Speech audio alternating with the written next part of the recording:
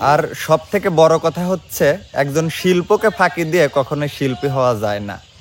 তাই আমরা শিল্পকে আপনি কি বোঝাতে চাচ্ছেন? শিল্পকে ফাঁকি দিয়ে মানে আমাদের যে কাজটা আছে এগুলোকে ফাঁকি দিয়ে কখনো একটা শিল্পী হওয়া যায় না। মূলত যেটা আপনার শিল্পী হিসেবে যে কাজটা সেটা যদি না করে ফাঁকি, এটাই তো বোঝাতে চাচ্ছেন। এটাই হচ্ছে ফাঁকি।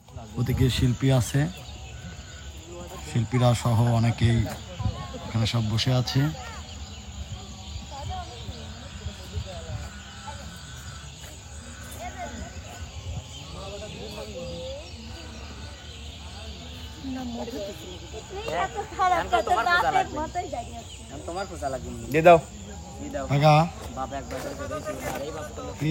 বাসায় যাবেন নাকি? না কাকা, এটা পোশাক আদি পরলে মানে চট গায়ে দিয়ে শোবো, এনেই শোবো, আর আশাই লাগবে নি ভাইয়া, সামনে সপ্তাহে আশা লাগবে নি। কিসির কিসির টেয়াসা রিয়া উনি যেটার লেগে আইছি সেইটাই কামই তো করলাম, এতে লেগে এত কষ্ট সন্ধে লেগে গেছে। দেখছেন আমাদের ছাড়ে না গান শুনুন, আমার মানসিক টেনতে গেলেন মানে এই টিহাটা যে দিবেন তাও টিহা উসুল করে নেবেন, একটু ভিডিও করে লেন। কি জন্য, কি মনে হচ্ছে আপনার? বসি বসেন আপনি। মানে টাকা দেন। টাকা আপনাকে দেয় নাই? কে কো দেয় নাই?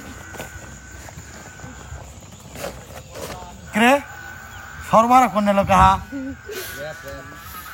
আমি এখান থেকে উড়ে আইছি। আপনার নাম কি? আমার নাম নাই। নাই? নাই। আর আপনার মা নাই মা? ইয়েস, নাই মা। আমাদের এখানে বন্যাপু আছে, মুখোশধারী বন্যাপু। হ্যাঁ ভাইয়া, চলে যাবো। আমাদের কাজ সারাদিন কাজ করলেন, কেমন লাগলো? অনেক ভালো লেগেছে ভাইয়া। এখন পেমেন্ট নিয়ে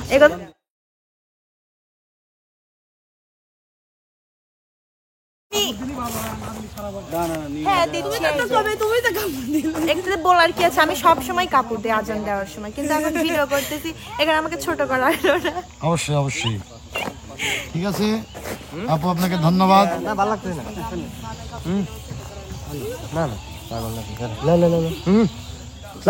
উস্তাদ, তাহলে আজকে সারাদিন কাজ করলেন, আমাদের প্রতি রাগ ঘুষা কি আছে একটু জানেন?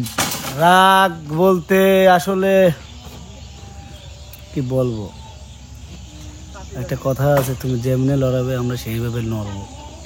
মানে যেমনি লড়াবা সেইভাবে নড়বো মানে বুঝলাম না, আপনি এটা কি কার উদ্দেশ্যে বলতেছেন? এটা আপনার উদ্দেশ্যে বললাম। আমার উদ্দেশ্যে বললেন? হ্যাঁ, সারাদিন আসলে আমি যেরকম বলি সেরকমই হয়, তারপরেও মনের মধ্যে কোনো কষ্ট আছে কিনা সেটা জানতে চাচ্ছি। সারাদিন অনেক রাগারাগি করছি, হয়তো অনেক সময় বকাও দিচ্ছি। আপনি এমকে ভিলেজের মালিককে একটু ধন্যবাদ জানান, যদি আমাদেরকে ভালো লাগে থাকে, আর যদি খারাপ লেগে থাকে সেক্ষেত্রে আমাদেরকে জানাবেন। না না না না না, আমি আরো অনেকের কাছে যাব। আপনাদের আমাদের অনেক চাওয়া পাওয়া ছিল, সেগুলো পরিশোধ করবেন, বোঝেন নাই ভাই। আমরা এমকে ভিলেজ, ঠিক আছে, আমরা চেষ্টা করব, ঘুরে ঘুরে তুলেছি, চেষ্টা করব আপনাদের মনকে ভালো রাখার, আপনাদের পাশে থাকার। এমকে সবসময় শিল্পী গোষ্ঠীর সঙ্গে থাকে, এটা ভালো করে দর্শক জানে। সব শিল্পীর সঙ্গে এমকে অলস টাইম থাকে, বিপদে আপদে সুখে দুঃখে সবসময় এমকে টিম থাকে। ঠিক আছে, আপনার সমস্যাগুলো তুলে ধরা। কি অবস্থা ভাই? ঘটনা হয়েছে, আমি আপনি যে সারাদিন আমার এখানে কাজ করলেন, আসলে কাজ করে অনেক সময় রাগারাগি করি, অনেক সময় দুটো কথা বলে ফেলি, এর জন্য কিছু মনে করবেন না, ঠিক আছে? না না না, আমি সর্বদাই চিন্তা করি যে আমার যদি কোনো কিছু তো অপরাধ নাও থাকে, আমি চাই যে আপনি আমাকে গালাগালি করেন, রাগারাগি করেন, আপনার কাছ থেকে আমি কিছু শিখতে পারবো বা নম্র ভদ্রভাবে থাকতে পারবো। এই জন্য আপনাকে অসংখ্য ধন্যবাদ জানাই, আপনি আমাকে শাসন করবেন, আমি এটাই সবসময় চাই। আজকে সারাদিন কাজ করে আপনার কেমন লাগলো? সারাদিন কাজ করে অনেক ভালো লাগছে। কাজ করলাম, আরো সামনে শিডিউল আছে, থাকতে পারবো কিনা জানি না, কিন্তু কাজ করে ভালোই লাগলো। কেন আপনি থাকতে পারবেন না কেন? এখন বলা তো যায় না, মানুষের বিপদ আপদ বা কোনো সমস্যা আলাদা ব্যাপার, এগুলি থাকতেই পারে, তার কারণে। তো শেষ বেলায় দর্শকের উদ্দেশ্যে একটু খালি বলে কণ্ঠে একটা গান শুনান তো। অবশ্যই। জীবনের ওই পারে যদি আরেক জনম থাকে, সাধের জনম বন্ধক দিয়া পাই যেন তোমারে আমি, জনম জনম আমার সুরে তোমারই গান গাই, জনম জনম আমার সুরে তোমারই গান গাই, আমি যে তোমার হইয়াছি এই ভেবে সুখ পাই। ধন্যবাদ মনির ভাইকে, অসংখ্য ধন্যবাদ। সুন্দর একটা গান শোনালো আমাদের মনির ভাই। তবে একটা কথা মনির ভাই, হ্যাঁ, আমরা চাচ্ছি যে আপনাদেরকে এই শিল্পীগুলো যেন আরো নতুনত্ব শেখে বা নতুন কিছু কাজ করতে। এই আসলে কেন হচ্ছে না আমি আপনার মুখে জানতে চাচ্ছি। যে আসলে শিল্পীরা ওই একটা নিউজে আসছে, মানে একজন আমাদের বাংলাদেশের খুব একজন এই লোকগীতি, ভাটিয়ালি, বিভিন্ন আমাদের দেশীয় যে সঙ্গীতগুলো আছে তার উপর খুব চর্চা করে এবং গবেষণা করে। সে বলছে, আসলে তারই কথা, আমার কথা না, আমি একটা ছোট্ট মানুষ। সে বলছে যে আমরা এই যে আপনাতে যেই শিল্পীরা আছে তারা কতিপয় কিছু গান নিয়ে আসলে 10-12টা গান এরকমভাবেই বলছে যে 10-12টা গান শিখে আসলে শিল্পী হওয়া যায় না। এক্ষেত্রে আপনার ব্যক্তিগত মতামত কি? আসলে এক্ষেত্রে ব্যক্তিগত মতামত কি, আমি আমাকে দিয়েই বলি। আমার যদি কোনো কিছু নিয়ে বা উপরে ওঠা নিয়ে কোনো চিন্তা ভাবনা থাকে, তখন আমি সর্বদাই চেষ্টা করব যে কিভাবে উপরে ওঠা যায়। এখন যদি উপরে উঠতে হলে আমাকে দর্শকের সামনে নতুনভাবে প্রেজেন্ট করতে হবে, নতুনভাবে নতুনত্ব কিছু নিয়ে আসতে হবে, সেই ক্ষেত্রে আমার পরিশ্রমটা করা লাগবে কিসের প্রতি? দর্শকদের আনন্দ বিনোদন দেওয়ার প্রতি, এবং আমার যে লাইফটা, যে ক্যারিয়ারটা গড়ব সেটা নিয়ে চিন্তা ভাবনার প্রতি। তো এখন একটা দিন মানে 24 ঘন্টা আমি কোন জায়গায় ব্যয় করলাম, কিভাবে ব্যয় করলাম, সেই হিসাবটা আমার দিন শেষে মেনে চলতে হবে এবং বুঝতে হবে যে আমি সময়টা কোথায় নষ্ট করতেছি।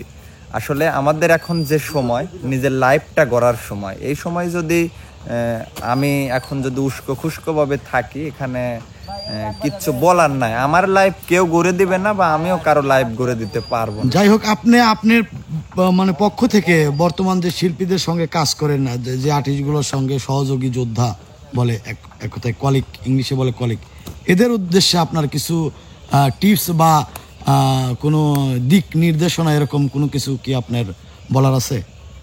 দিক নির্দেশনা ওই তো বললাম, যদি আমরা যদি চাই যে আমরা আমাদের লাইফটা সেভাবে গড়ে তুলবো, তাহলে আমাদের কি করতে হবে? কঠোর পরিশ্রম এবং উপরের দিক উঠা নিয়ে চিন্তা ভাবনা। কে কি করলো না করলো দিক দিয়ে আমাদের কোনো কান দেওয়ার দরকার নেই। উপরে উঠার সময় নিজের ঘরের মানুষও দুইটা কথা শোনাইতে পারে, এ নিয়ে কুত্তা যদি কুত্তাকে কামড়ায়, উল্টে যদি আমি কুত্তাকে কামড় দিতে যাই, এইটাই হয়ে যায় হচ্ছে দুজনের মধ্যে একটা ধাক্কাধাক্কি। আর সব থেকে বড় কথা হচ্ছে, একজন শিল্পকে ফাঁকি দিয়ে কখনোই শিল্পী হওয়া যায় না।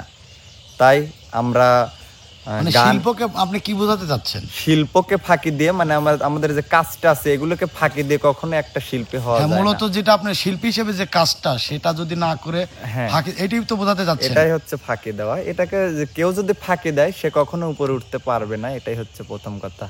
আমি যদি ফাঁকি দেয় আমি পারবো না। তবে আমার ইচ্ছা শক্তি যদি থাকে আমার এই কাজ নিয়ে, আমি অবশ্যই আগে যেতে পারবো। আসলে আমি একটা কথা বলতে চাই মনির ভাই, যে বিগত দিনে বা বর্তমানেও যারা সুপারস্টার বা মানুষ, কিন্তু শাহরুখ খান বলেন, বিভিন্ন দেশের সুপারস্টার বলেন, এরা কিন্তু একবারে ছোট থেকেই বড় হয়েছে। এদের পরিশ্রম সম্পর্কে বেশিরভাগ সুপারস্টাররা কিন্তু তাদের বংশীয়ভাবে বড়লোক না, তা অর্থশীল না, মানে কোনোভাবেই তারা সচ্ছল ছিল না। মানে তাদের মনে স্বপ্ন ছিল, তাদের আশা ছিল যে হয়তো একদিন আমি বড় ধরনের আর্টিস্ট হব, মানুষের মধ্যে বিনোদন দেবো, এরকম একটা জেদ বা স্বপ্ন থেকেই কিন্তু তারা আজকে সুপারস্টার। তো আমার মনে হয় এ ধরনের চিন্তা ভাবনা যদি কোনো শিল্পী বা কোনো আর্টিস্টের মধ্যে না থাকে, সে কখনোই বড় হতে পারবে না। না, আর তাদের যে চিন্তাধারা, তারা আস্তে আস্তে তো এই জায়গায় আসছে, আস্তে আস্তে তাদের চিন্তার হারটাও বাড়ছে।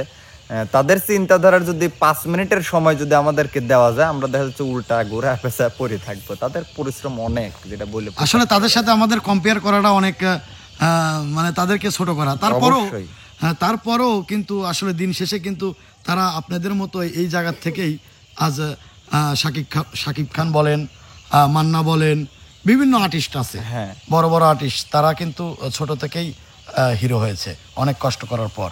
হ্যাঁ সেটাই। তো অনেক ধন্যবাদ মনির ভাই, আপনার সঙ্গে কথা বলে আসলেই খুবই ভালো লাগলো, ব্যক্তিগতভাবে বলছি খুবই ভালো লেগেছে। তো আপনি ভালো থাকবেন, সুস্থ থাকবেন, দর্শকের কাছ থেকে বিদায় নিয়ে নেন। তো দর্শক বন্ধুরা, আসলে আমি দিন শেষে সবার প্রতি আমার ভালোবাসা জানাই। এই যে সারাদিন অন্তর কাজ করলাম আপনাদেরকে বিনোদন আনন্দ দেওয়ার জন্যই। আমরা জানি আপনারা দিন শেষে আমাদের ভিডিও দেখেন, বিধায় আমরা কাজ করে এতদূর এগিয়ে আসতে পারছি। তো আমাদেরকে ভালোবাসা দিবেন, সাপোর্ট দিবেন। আমরা চেষ্টা করব নতুন নতুন বিনোদন নিয়ে আসার জন্য। জানি না কতদূর আগাইতে পারবো, তার জন্য আপনাদের দোয়া এবং ভালোবাসা। তো সে পর্যন্ত আজকের মতো যে যেখানে আছেন সবাই ভালো থাকবেন, সুস্থ থাকবেন। সবার সুস্বাস্থ্য মঙ্গল কামনা করে আজকের মতো বিদায়। আল্লাহ হাফেজ।